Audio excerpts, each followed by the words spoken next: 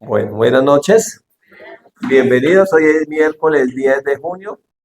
Saludamos también a las personas que se conectan a través de nuestro canal de YouTube y queremos estudiar un poquito acerca de Apocalipsis. ¿Cuántos han leído el libro de Apocalipsis?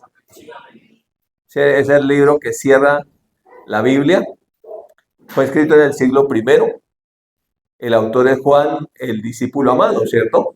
Juan, el discípulo amado. Y él tuvo como una visión. ¿Sí? Ahí trate como de plasmar. Sí, que él tuvo una visión que vio a Jesús y vio que había 7 candeleros de oro y 7 estrellas, y luego explicó lo que significa la visión. Y envió, en ese primer siglo había ¿cuántas iglesias? 7 iglesias, ¿cierto? 7 iglesias en Asia. En Asia, donde digamos que se esparció la iglesia para predicar el Evangelio de Jesucristo resucitado.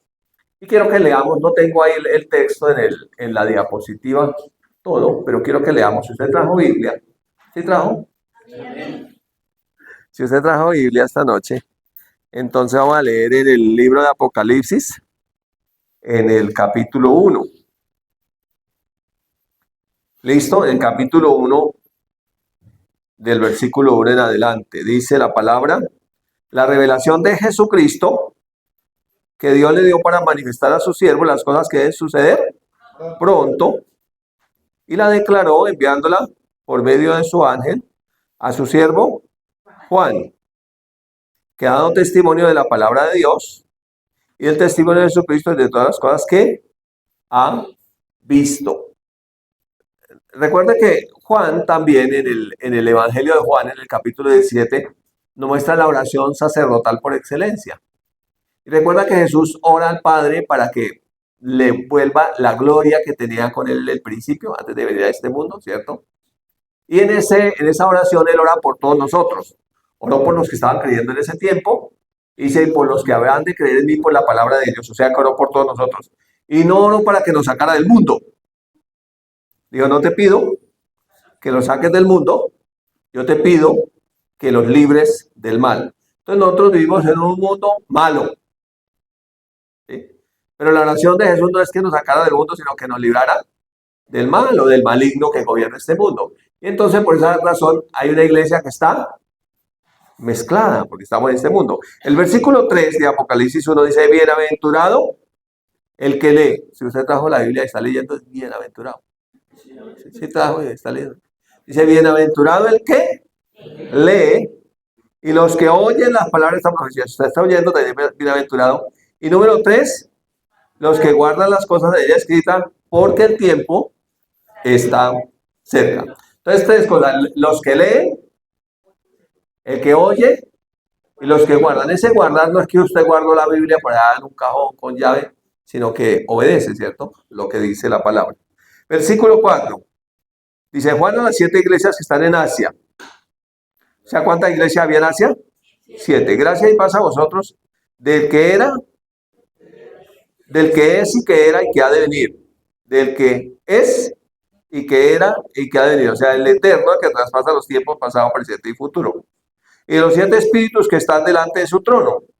Y de Jesucristo el testigo fiel y el primogénito de entre los muertos y el soberano de los reyes de la tierra, al que nos amó y nos lavó de nuestros pecados con su sangre y nos hizo reyes y sacerdotes para Dios su Padre. A él sea la gloria y el imperio por los siglos de los siglos. Amén. Ahora comienza a contar. Dice aquí, el que viene en las nubes y todo ojo le verá. ¿Cuántos saben que Jesús vuelve? Amén. Sí, que viene en las nubes y todo ojo lo verá. Y los que lo traspasaron de todos los linajes de la tierra harán lamentación por él. Sí, amén.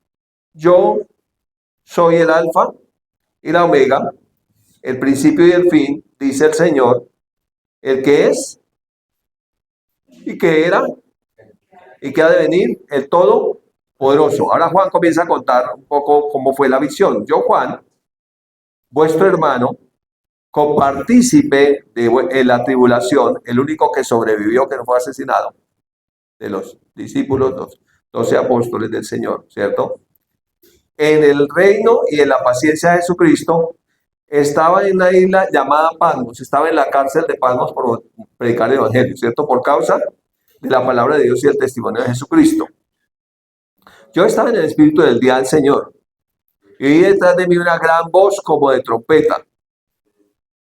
¿Se acuerdan que hace 8 días estábamos hablando sobre la adoración?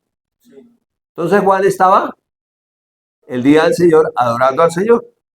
Y cuando él estaba adorando al Señor, entonces escuchó detrás de él una gran voz como de trompeta que decía: yo soy el alfa y la omega, el primero y el último.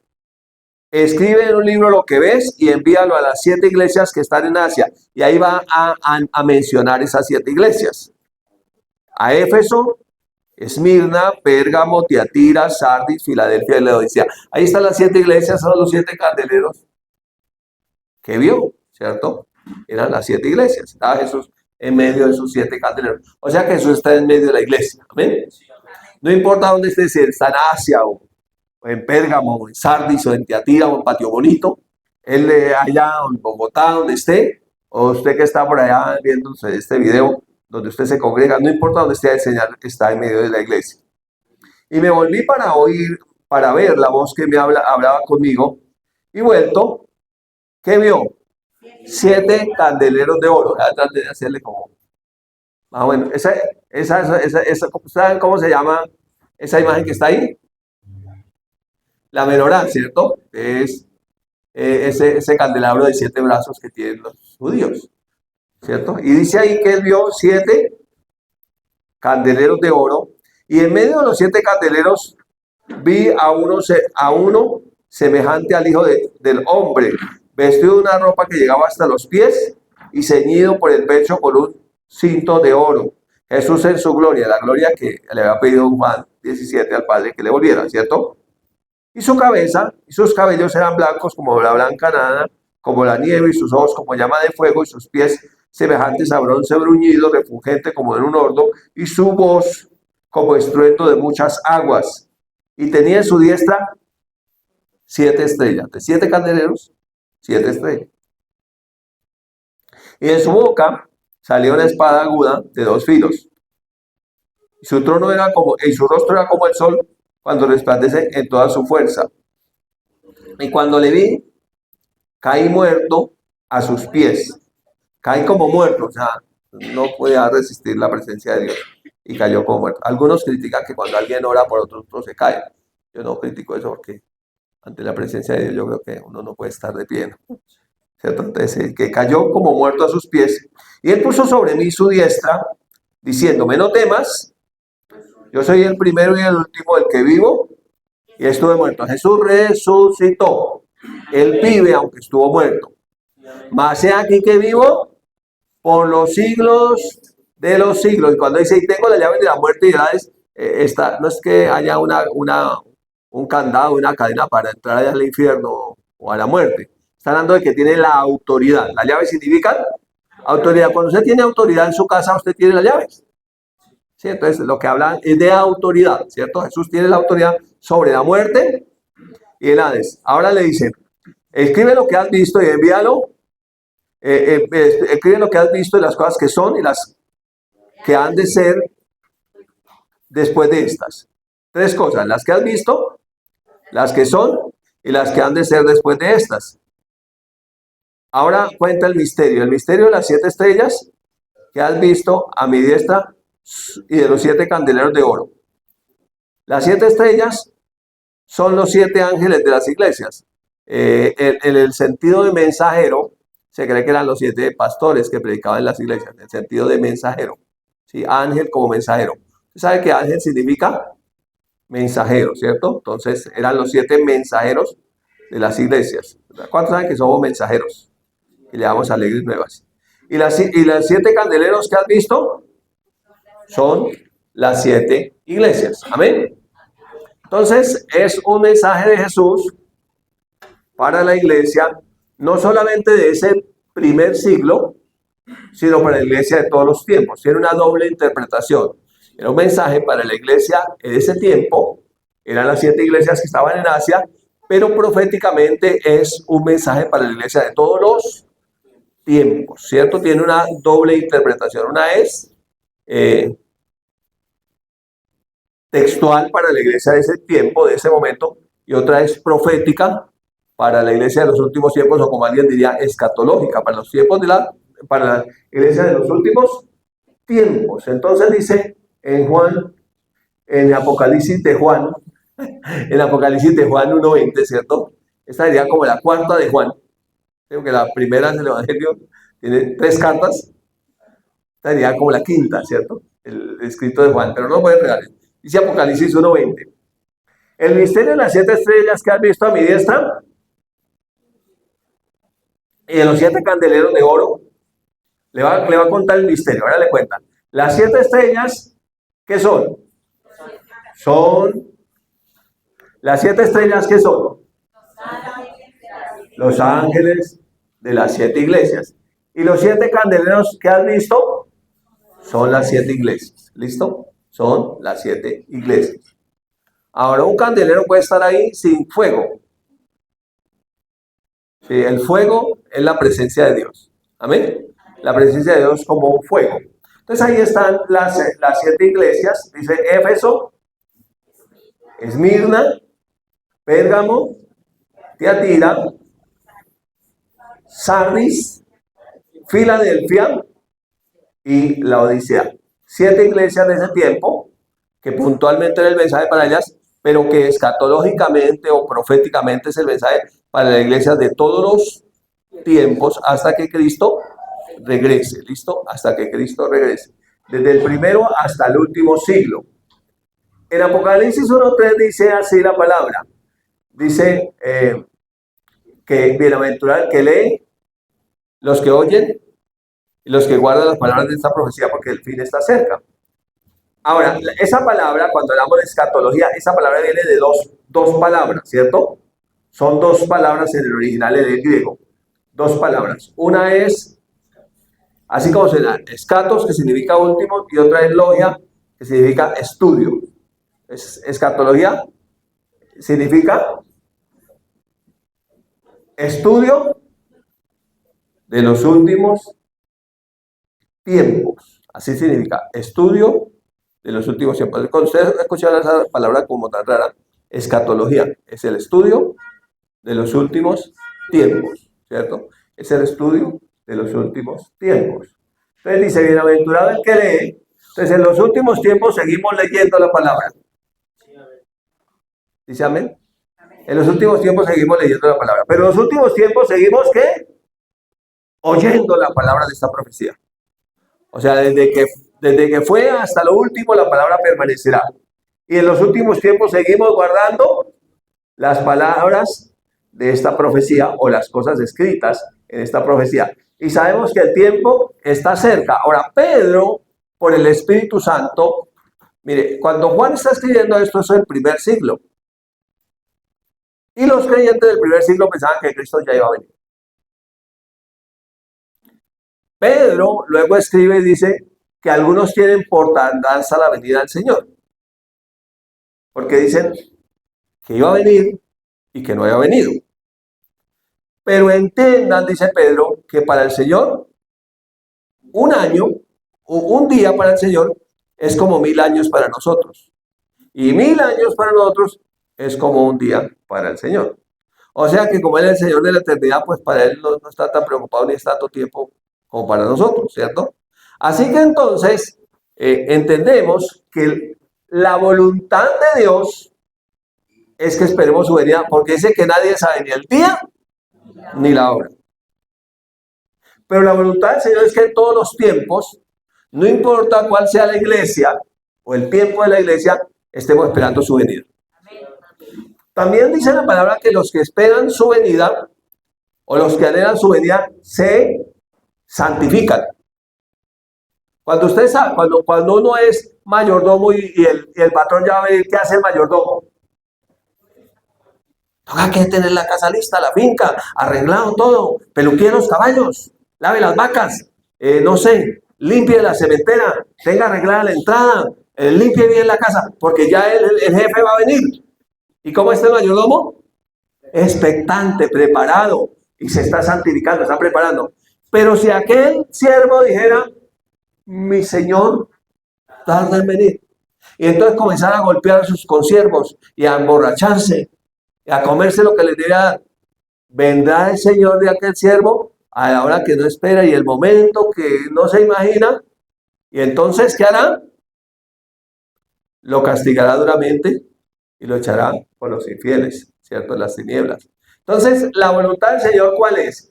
Respecto a la venida del Señor es que nosotros siempre, no importa en qué tiempo estemos, esperemos que Él viene. Tengamos la expectativa que viene. Mucho, la mejor forma de uno vivir la vida cristiana es teniendo la expectativa. Cristo viene pronto. ¿Saben cómo es la palabra en griego? Diga, Maranata. Cristo viene pronto. ¿Cuántos creen que Cristo viene pronto? Ahora, existe otra posibilidad, que si todavía no viene, nos mande llamar. ¿Sí o no? ¿No cree eso también? Que de pronto no viene todavía, pero nos manda a llamar. Uno va adelante y otro después. Entonces, si nos manda a llamar, también estamos preparados. O sea, como dijo Pablo, o sea que vivamos, o sea que muramos, del Señor somos, o sea, en otras palabras, estemos siempre preparados, porque no sabemos el día ni la hora a la que el Señor ha de venir. Entonces está hablando de las últimas cosas, ¿cierto? Las últimas cosas. Y la gente en el mundo, la gente sin Cristo, la gente que desconoce la palabra, habla del fin del mundo. ¿Ha oído eso? ¿Y cuándo es el fin del mundo? Yo me acuerdo, yo no sé, los que se acuerdan de eso ya van subiendo bien alto en los pisos de la vida. Pero yo recuerdo cuando decían, el mundo se acaba en el año 2000. ¿Alguien se acuerda de eso? ¿Se acuerdan de eso? Ya somos veteranitos, ¿cierto? Los que acordamos. El mundo se acaba en el año 2000. Y pasó el año 2000, no se acabó.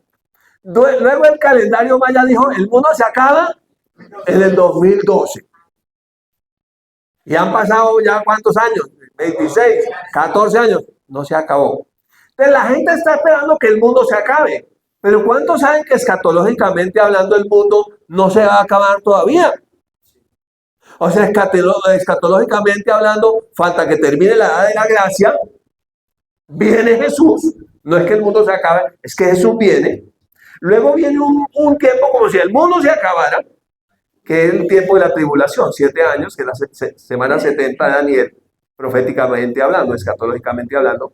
Y después de esa semana 70, ya nosotros venimos con Cristo. Y Él viene, y antes de establecer el reinado, hay un juicio, que se llama el juicio de las naciones.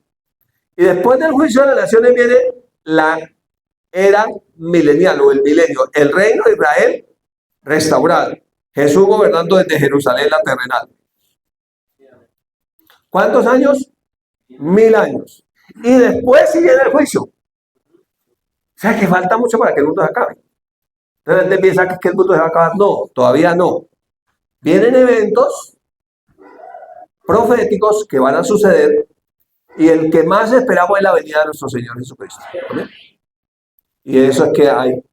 Listo, muy bien. Entonces las últimas cosas. Entonces, ¿cuáles son las últimas cosas? Pues para nosotros, última cosa es la muerte, ¿no? Una última cosa, no, pues, saber que me tengo que morir, eso ya como lo último, ¿cierto? Pero para los creyentes, después de la muerte, la resurrección. Y cuando hablamos de resurrección, estamos hablando de la resurrección del cuerpo. Acuérdense que la resurrección es del cuerpo, cuerpo nuevo, cuerpo glorificado. Y viene ¿qué?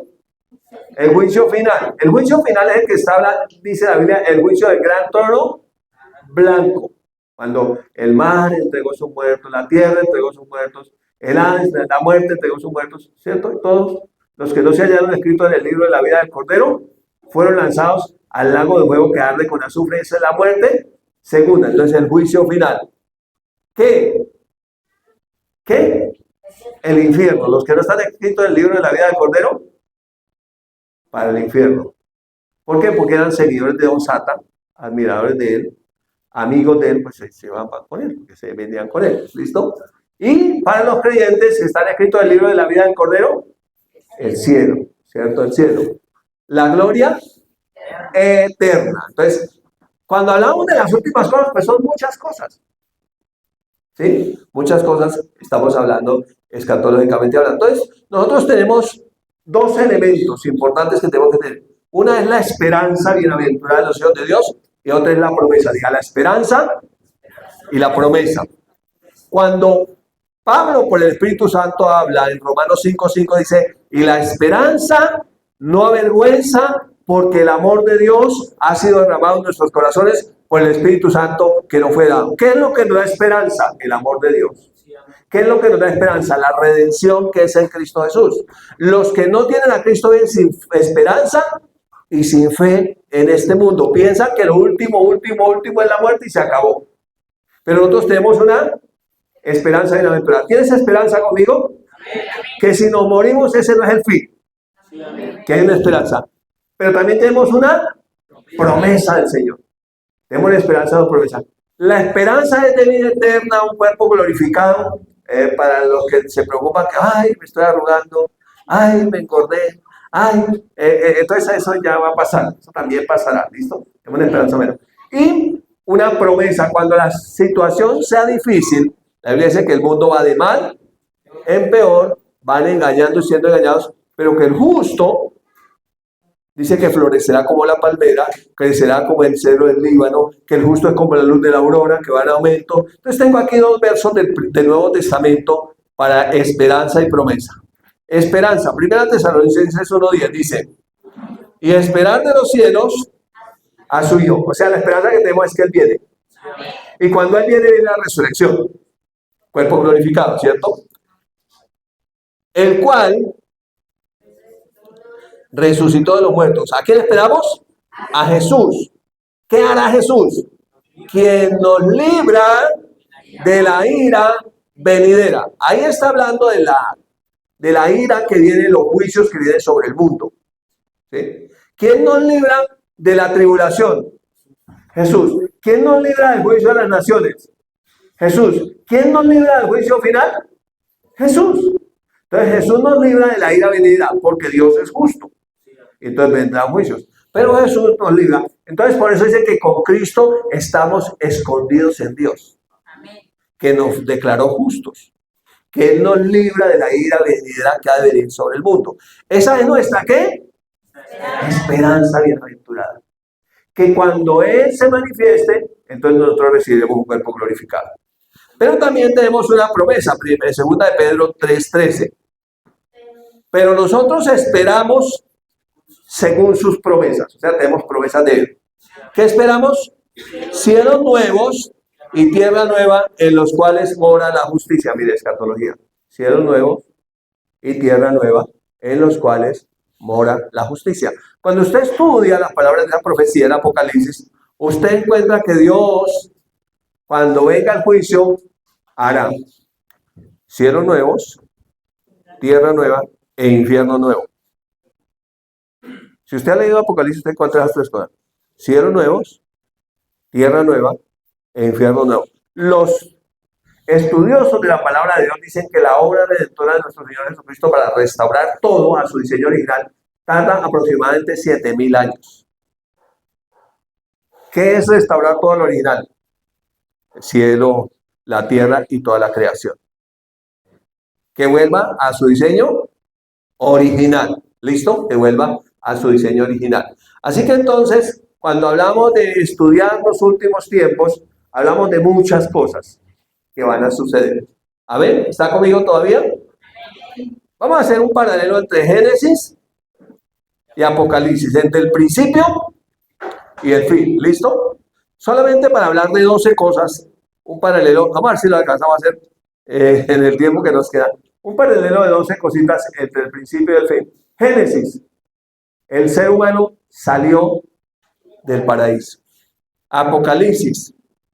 El ser humano vuelve al paraíso. ¿Cuántos tienen? De hecho, hay noticias del paraíso. Pablo cuenta que él fue llevado al paraíso, donde vio cosas que no le he dado al hombre articular con palabras, no las puede explicar. El paraíso de Dios. Recuerden que cuando el ser humano pecó fue echado del paraíso, salió del paraíso. El paraíso no desapareció. ¿Sí? El paraíso está ahí. Dios lo hizo. ¿Para qué hizo el paraíso Dios? Para nosotros. Sino que el ser humano Salió del paraíso cuando pecó, pero Cristo nos volverá al paraíso. ¿Cuántos dicen amén a eso? Número 2. En Génesis aparece cerrado el camino al árbol de la vida. Apocalipsis nos muestra el camino al árbol de la vida es abierto. Gloria a Dios. ¿Se acuerdan que dice, saquémoslo de aquí? No hay saque, tomen del fruto del árbol de la vida y vivan para siempre en esa condición como estaban, condenados. Entonces los saca para guardarlos y ya estando en Cristo podemos ir y tomar del árbol de la vida. ¿Se acuerdan que estaba el árbol de la vida y las hojas del árbol de la vida eran la sanidad para las naciones? ¿Y que ese árbol da 12 frutos? ¿Sí? Entonces, ahora nuevamente abierto. Entonces, ¿sí ve que estamos hablando de una redención completa? De todo lo que se perdió es redimido en su totalidad, completamente la obra del Señor Jesucristo. En Génesis encontramos el inicio de la maldición. ¿Cierto? Vino el pecado, llegó la maldición y en Apocalipsis encontramos que termina la maldición. Cuando nosotros pecamos, vino la maldición. Proverbio dice que como el gorrión en su volar y la golondrina en su vuelo, así la maldición no viene sin causa. ¿Cuál fue la causa de la maldición? El pecado. Cuando viene el juicio le dice Dios al hombre, maldita será la tierra por tu causa. Pero al finalizar, la maldición es quitada de la tierra.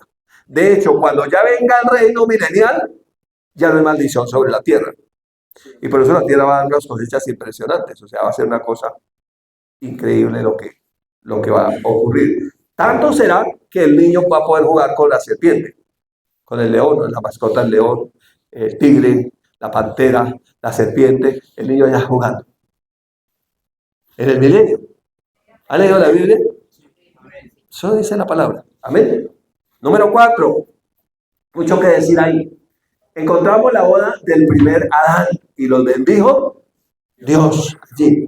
Pero en Apocalipsis encontramos la boda del postrer Adán, la cena de las bodas del Cordero, donde usted y yo estamos invitados en primera clase, Cristo Jesús, allí para estar con Él por toda la eternidad. Mire eso tan hermoso, ¿no? Cuando estudiamos la palabra encontramos todo eso. Número 5. En Génesis encontramos las primeras lágrimas. En Apocalipsis dice que toda lágrima de los ojos de ellos será secada. Terminó ya el sufrimiento, la maldición, la ruina, el dolor, la enfermedad, todo lo que nos causaba lágrimas, dolor fue quitado. ¿Cuántos se alegran por eso? Ya gloria a Dios. Eso es nuestro futuro. Estamos hablando del pasado y el futuro. Amén. El principio y el fin. Gloria a Dios. Número 6. En Génesis encontramos la entrada de Satanás, ¿cierto? La serpiente antigua llamada diablo de Satanás entró al mundo. Pero en Apocalipsis encontramos la salida total y definitiva para nunca volver a tocar la creación de Dios. Y fue echado al lago de fuego la serpiente antigua que se llama Diablo y Satanás, que es la fuente de todo mal. Ya termina, no más. Redención completa. ¡Qué alegría! ¡Qué gozo! Número 7. En Génesis encontramos la creación vieja. En Apocalipsis encontramos la nueva creación. Cielos nuevos y tierra nueva donde more la justicia. La nueva creación.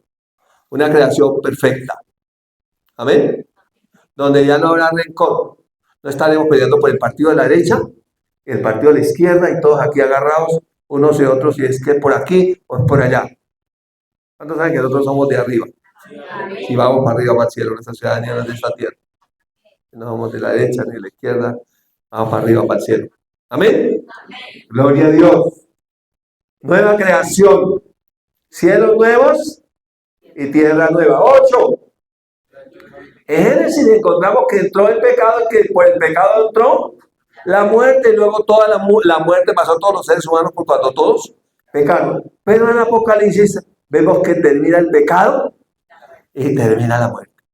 ¿Usted sabía que la muerte no estaba en el plan de Dios? ¿Cuántos sabían eso? Que la muerte es un ayudante del diablo, que la muerte es consecuencia del pecado, porque entró el pecado y detrás del pecado entró la muerte y luego todos murieron, ¿cierto? No está. Por eso para nosotros los seres humanos es tan dura la muerte.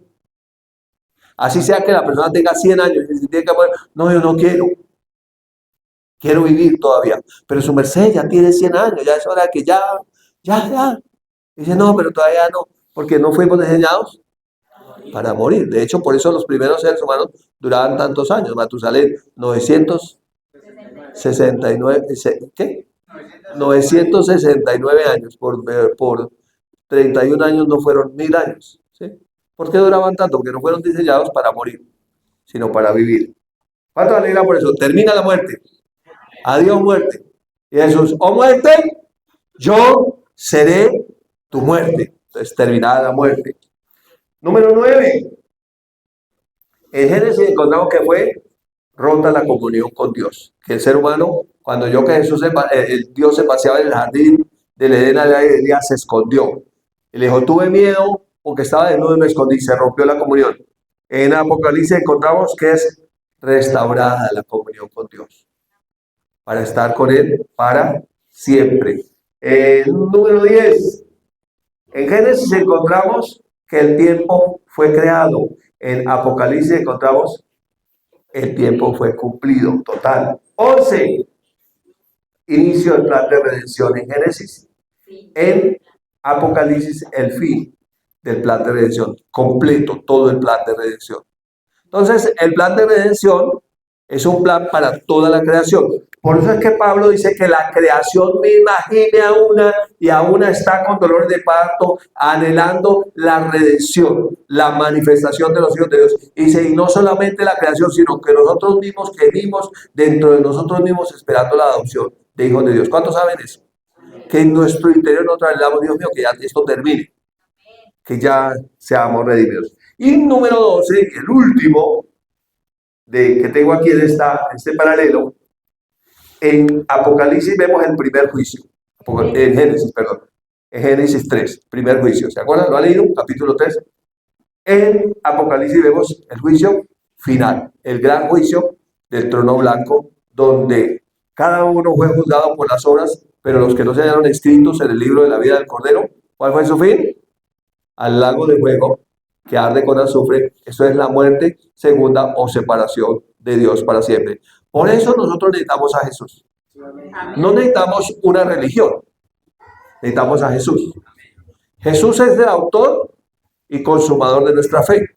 Jesús, que fue el que le fue revelado, resucitado a Juan, es el mismo que vino como un niño, nació en un pesebre de una mujer virgen, fue obediente hasta la muerte y muerte de cruz, pero no se quedó en la cruz.